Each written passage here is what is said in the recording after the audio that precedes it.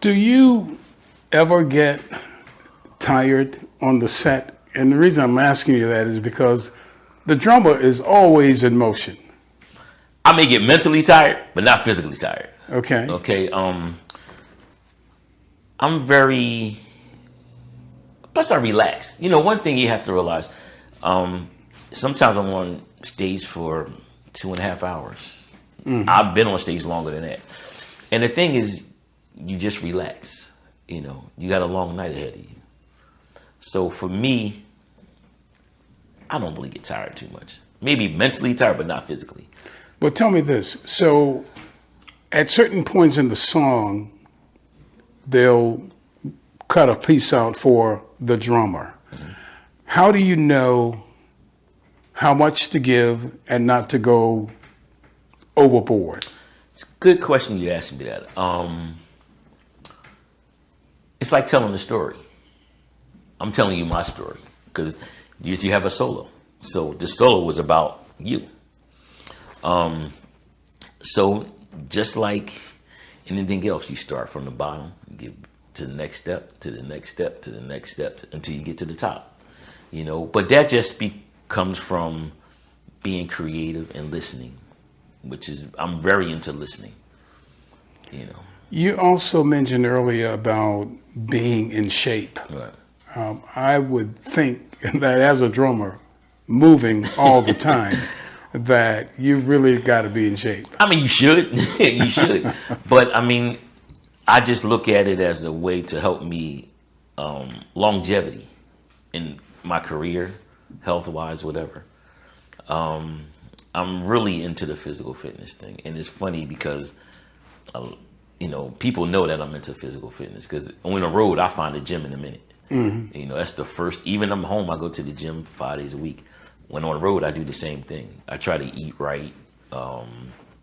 And I feel as though, you know, you should at least have some physical activity because we're constantly moving. And some bands I play at, once we start, I don't stop.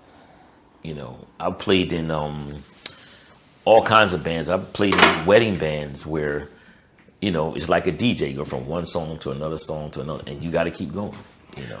You know, I've heard about some musicians that are like, say, for example, starting out, beginning to tour, becoming in demand a little bit, not fully understanding the importance of, as you just said, being in shape, and that touring is not a joke. It can be very, very demanding. Tell me about that. Well, first thing, your flight may be at 4 o'clock in the morning. Depends on where you're going. You get there, you get on the plane. You got to check in first. That takes time. So you may get to the city at, say, 9, 10 o'clock a.m. And then you got sound check. Sound check may not go the way you want it to go. Things happen. So then the show may start at 6. You may get an hour or two sleep. And then you're back at the venue. And that's if you go to sleep. You might just rest. You're back at the venue. And then you got to do the concert. And then you might be back on the plane at 6 o'clock in the morning. So it's very demanding.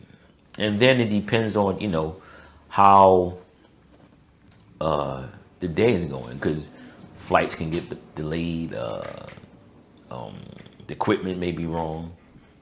You know, so a lot of it, you know, can happen. Now, I know you do a lot of traveling. Yes. Inside the country, outside the country. Tell me about some of those places that you visited and performed at that, you know, your attitude was, this is it. I'm enjoying this. I love this. I want to go back. Well, the first tour I ever did was the day after I got out of high school. I graduated, and then I went out with Harold Melvin and the Blue Notes. Mm-hmm. And Harold Melvin, you know, bless his soul, he was still alive at the time. And a trumpet player named Henry McMillian. I know Henry. Henry recommended me. And I was 17. And Harold said, Henry, you got this little boy in the drums. He better be right.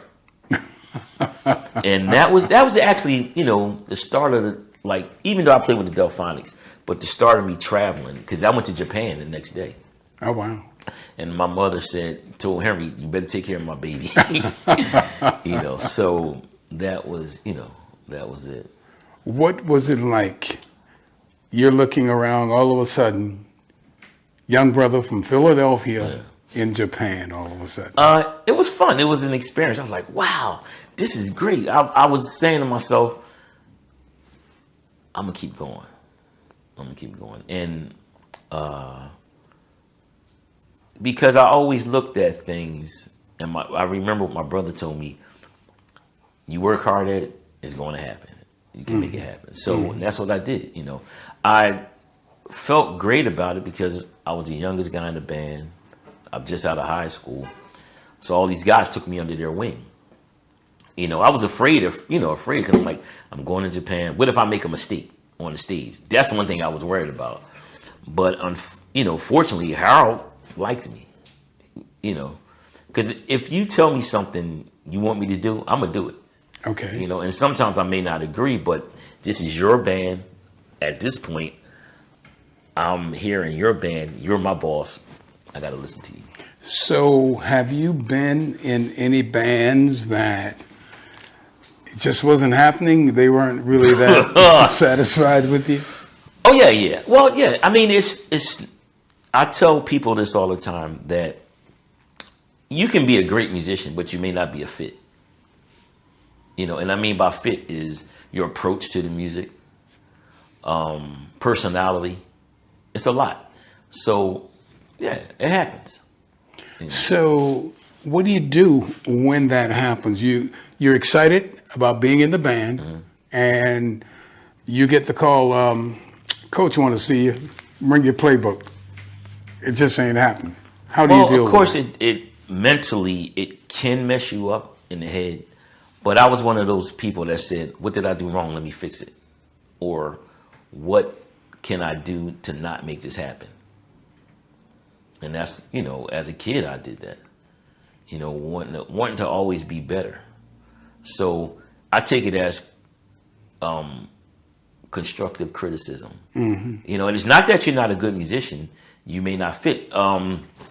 Because there's things where musicians I played with, we just didn't gel on stage. And he wasn't bad. I wasn't bad. It was just our approach and chemistry didn't happen.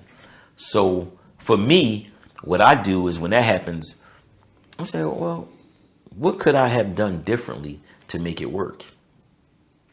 And that's one thing. Because when you're playing with someone, like I said, you got to work together on this. It's not you're right, I'm wrong. Let's make this work together. You've been listening to Tell the Story, but stay tuned because there's so much more to come. That's coming up next.